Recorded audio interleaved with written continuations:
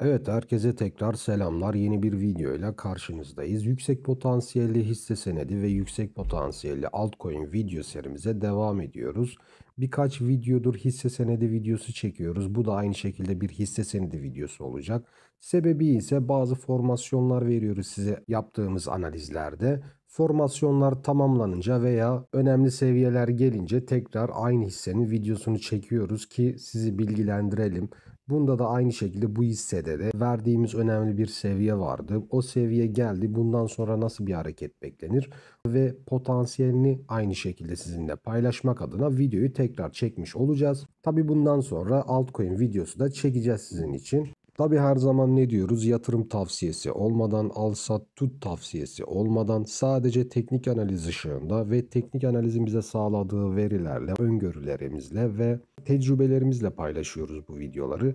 Yıllardır sizinle paylaşımlarda bulunuyoruz. Yıllardır analiz yapıyoruz. Bizi uzun süredir takip edenler zaten biliyor. Verdiğimiz hedeflerin teknik olarak birçoğunun %80, %90'ının hedefine geldiğini zaten biliyorlar. Yeni takip eden arkadaşlar için de daha önceki videolarımıza bakarlarsa oradan yaptığımız analizlerin başarısını teyit edebilirler. Tabii biz bu verilerin, bu bilgileri nereden alıyoruz? Yani yüksek potansiyelleri, verdiğimiz hedefleri nereden buluyoruz? Tabii ki teknik analizi. Teknik analiz olmazsa bir hissenin nereye gideceğini, nereden düşeceğini, nereye kadar düşebileceğini, yükseldiği zaman ne kadarlık bir yükseliş potansiyeli olduğunu, düşeceği zaman nerelere kadar düşebileceğini bilemeyiz. Onun için teknik analizi kullanıyoruz. Sıfırdan zirveye kadar teknik analiz kursumuz var. Öğrenmek isteyenler olursa bu videonun açıklama bölümünde kursun linki mevcut. Oraya linki koyuyoruz. Siz o linki tıkladığınız zaman karşınıza böyle bir ekran çıkacak. Bu ekranda gördüğünüz gibi bütün bilgiler mevcut. Sıfırdan zirveye kadar yatırım ve teknik analiz eğitimi. Siz bu kursu aldığınız zaman yatırım yapmayı öğreniyorsunuz. Portföy oluşturmayı öğreniyorsunuz. Hangi hisselerin alınıp alınmaması gerektiğini veya altcoin, dolar nereden alıp nereden satılması gerektiğini hepsini öğreniyorsunuz.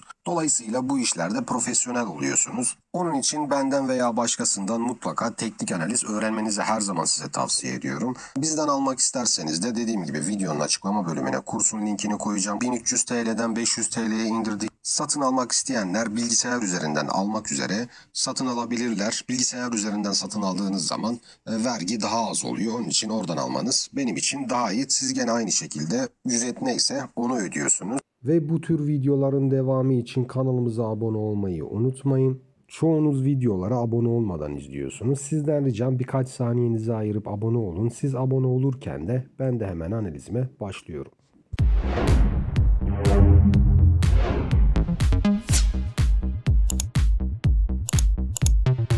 Evet, bugünkü hissemizin adı Diriliş Tekstil.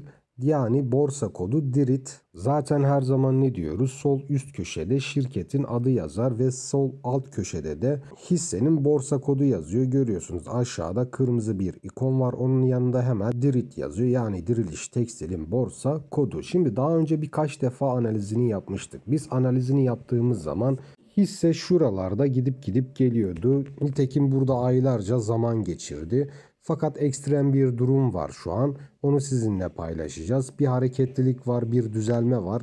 Ki biz bunun analizini yaptığımız zaman da temel olarak hisseyi, şirketi araştıran bazı arkadaşlar diyordu ki bu hisse senedi yükselmez, şirket batık. Ondan sonra birçok olumsuz yorumlar yaptılar. Ben de diyordum ki her zaman herkese söylediğim gibi teknik analiz bir şeye işaret ediyorsa o oluşum gerçekleşecektir bir şekilde. En azından %80, %90 gerçekleşecektir. Bakın burada hem DRIT hem de EUKYO'da benzeri hareketler vardı. Uzun vadeli aynı birbirine benzer çanak kulp formasyonları vardı. Burada sarıyla gördüğünüz.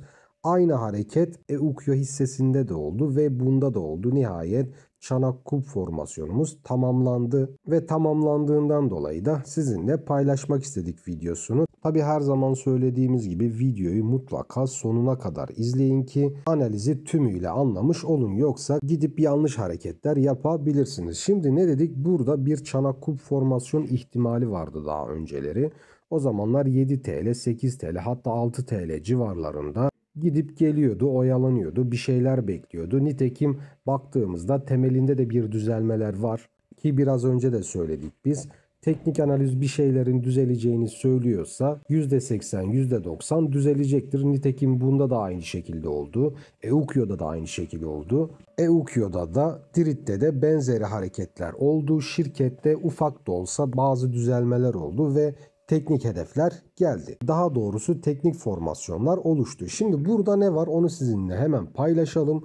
Bundan sonra nasıl bir hareket bekleniyor? Çok soruldu çünkü. Dirit'te verdiğiniz çanak kulp formasyonu tamamlandı. Bundan sonra ne olacak? Bir analiz yapar mısınız diye arkadaşlar sağ olsunlar uyardı. Tabii ben kaçırdım. Ben sürekli takip etmediğim için ve formasyonun tamamlanmasını beklediğim için arkadaşlar sağ olsun hatırlattı. Şimdi burada daha önce yaptığımız analizler var. Duruyor kanalımızda. Aynı şekilde Dirit hissesinin de. Gördüğünüz gibi zaten son gün tavan yapmış.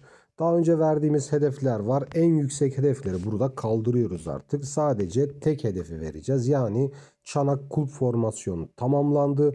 Bundan sonra ihtimali olan ilk ana hedefini sizinle paylaşacağız. Onda da gördüğünüz gibi çanak kulp formasyon hedefini zaten çizmiş ve sizin için hazırlamışız. Ama gene de bir değinelim, durum nedir, nasıl bir hareketle beklenebilir, hafta nasıl kapandı, detaylı analizimizi hemen sizinle paylaşacağız. Şimdi burada dediğimiz gibi çanak ve kulp formasyonumuz sarıyla gördüğünüz tamamlandı. Bu arada bu aylık bir grafik. Aylık grafik ne demek? Şöyle gördüğünüz gibi şöyle hemen yakınlaştıralım. Gördüğünüz mumların her bir tanesi bir ayda oluşmuş demek ve dolayısıyla uzun vadeli bir analiz ve uzun vadeli bir grafik demek. Uzun vade dediğimiz olayda en az bir yıl olmak şartıyla, bir yıldan kısaysa biz ona yatırım stratejisinde uzun vade demiyoruz, kısa vade diyoruz, orta vade diyoruz. Şimdi çanak kulp formasyonumuz tamamlandı. Şöyle günlük grafiğimizi, şöyle haftalık grafiğimizi hatta açalım.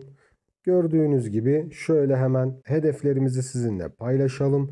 Tabii büyük bir çanak kulp formasyonumuz var ama burada da bu kulp da kendi başına büyük bir çanak demek. Önce sizinle onu şöyle çizelim şu şekilde. Daha sonra ortalama şurası da önemli seviyeler diyebiliriz. Hem kısa vade hem orta vade hem de uzun vade analiz yapmış olacağız bununla birlikte. Şöyle hemen çizelim. Burada bir çanağımız var. Çanak tamamlanmış oldu kısa vadeli. Tabii bir çanak kulp formasyonu var dedik ama burada da ayrıyetten kulpumuz kendi başına uzun vadeli olduğu için bir çanak. Kısa vade baktığımızda bir çanak olarak bunu algılayacağız. Ve burada ne dedik? 12 TL hedefi geldi, tamamlandı. Çanak kulp formasyonu tamamlandı. Ayrıca kulpun kendi başına oluşturduğu çanak da tamamlanmış oldu. Bu arada kanalımızın katıl butonu açıldı. Kanalımıza üye olup bize desteklerinizi verebilirsiniz yaptığımız analizlere karşı. Ayrıca birçok ayrıcalıktan yararlanmak istiyorsanız da gene kanalımıza üye olun. Birçok konuda faydalanacaksınız. İleride size özel eğitim videoları paylaşacağız, analiz videoları paylaşacağız. Canlı yayında sorularınıza cevap vereceğiz. Hatta ileride tabii ki üyelik seviyenize göre bana ulaşıp canlı bir şekilde sosyal medyada bağlantı kurup detaylı destek alabileceksiniz. Katıl butonuna tıkladığınız zaman gördüğünüz gibi ay rozetleri var burada. İşte en düşüğü ilk ayınki mavi, daha sonra mora kadar 48 aylık rozete kadar gidiyor. Ve burada yazılan birçok ayrıcalıktan yararlanıyorsunuz. Katıl butonu ile ilgili videoyu da sağ üst köşeye koyacağım videonun sonunda. Oradan izleyebilirsiniz. Burada kısa vade için ne dedik? Şöyle hemen hedeflerimizi sizinle paylaşalım. 10.83 TL üstünde kalması lazım. Bakın bu çok önemli. Bizim şartımız bu. Her hissede, her altcoin'de bazı şartlar koyuyoruz ortaya. Bizim şartımızda ne dedik? 10.83 TL seviyesinin altına düşmeyecek ki daha önce yaptığımız analizlerde de bu hisse senedi eğer 10 TL civarlarına gidip de kulpu tamamlarsa ve üstünde kalırsa ortalama 10-12 TL seviyesi hedeflerimiz geçerlidir diyorduk. Bunda da aynı şekilde şu an üstüne attı 12.32'lerde ve 10.83 TL şartımız bu. Buranın altına düşmediği sürece gördüğünüz sarı çanağın yani büyük çanağın kulpu olan çanağın hedefi 60 TL olacaktır. Tekrar edelim 10.80 TL üstünde kaldığı sürece bu hissenin kısa vade için ilk gideceği hedefi 60 TL olacaktır. O da gördüğünüz gibi %400'lük bir yükseliş potansiyeli demek kısa vadede. Fakat bir de daha önce defalarca yaptığımız analizlerde şu büyük sarı çanak kulp formasyonundan bahsetmiştik. Aynı şekilde tekrar şartımız 10.80 TL altına düşmemek. Buranın altına düşerse ve kapanışlar olursa formasyon iptal olabilir. Ayrıca şartımız da buranın üstünde kalıcı olması halinde ilk hedefimiz 60 TL. Daha sonra büyük çanak kulp formasyon hedefimiz 300 TL olacaktır. O da gördüğünüz gibi şöyle ölçüm aracımızı alalım. 12 TL civarlarına getirdiğimizde ikinci hedefimiz olan 300 TL civarına geldiği zaman da %2526'lık yani 25 katlık 25x'lik bir yükseliş potansiyeli olacak. 10.80 TL üstünde kalmayı başarırsa, dediğim gibi altına düşerse bu formasyonun bozulma ihtimali var ama altına kısa vadeli düşüşler olabilir. Üstüne atıp da kalıcı olabilir. Burada size bir örnek strateji oluşturabilirim mesela. Örneğin ben olsam alıp almadığımı veya alıp almayacağımı size tabii ki söylemeyeceğim ama ben olsam nasıl yaparım? Buralardan toplarım. Eğer 10.80 TL altına düşerse stop olurum. Yani satarım. Bunun dışında 10.80 TL üstünde kaldığı sürece ben bu hisseyi elimde tutarım. Ta ki ilk hedefim 60 TL'ye gelene kadar orada belki bir miktar satarım. Eğer ben uzun vadeciysem uzun vadecinin yapması gereken 300 TL'yi beklemek veyahut da 60 TL'yi beklemek.